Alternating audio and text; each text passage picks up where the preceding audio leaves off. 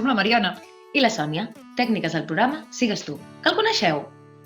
El Sigues tu és un programa de promoció de la salut que treballa en escoles, instituts, escoles d'adults, en PTTs, escoles d'educació especials, amb els infants, amb els joves, amb docents i amb famílies.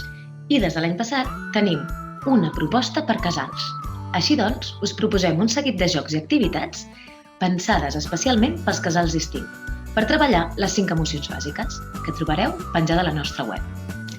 La idea és que desenvolupeu la proposta pedagògica segons les vostres necessitats i prioritats. Es tracta d'un plantejament flexible, que es pot adaptar a les diferents tipologies de casals i a la diversitat de la mainada. La nostra recomanació sí que seria pels infants de cicle inicial i cicle mig, més o menys, entre 5 i 10 anys. Però sempre, cada casal pot escollir quin grup d'infants presentar la proposta. I pel que fa a la temporalització, doncs també adapteu-vos com us vagi millor. Podeu fer un cop per setmana, una estoneta cada dia. Com a molt us recomanem que sigui així cada 15 dies. Veureu també que a la proposta que hi ha a la web, penjada a la web, hi ha uns símbols. Un que és un estel i un altre que són unes tisores i com amb una tinta i així, i ens marca el que vol dir cada activitat.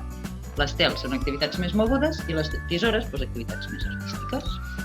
Comencem?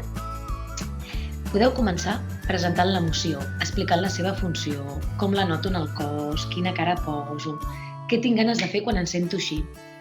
Ho podem fer amb una pluja d'idees i compartir tot això amb una rotllana.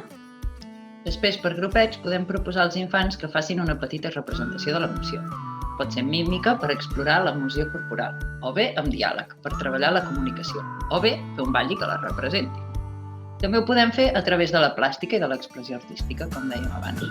Com ara fent ús de tèmperes, pintura de dits, aquarel·les, fer un collage, pasta de sal, funk...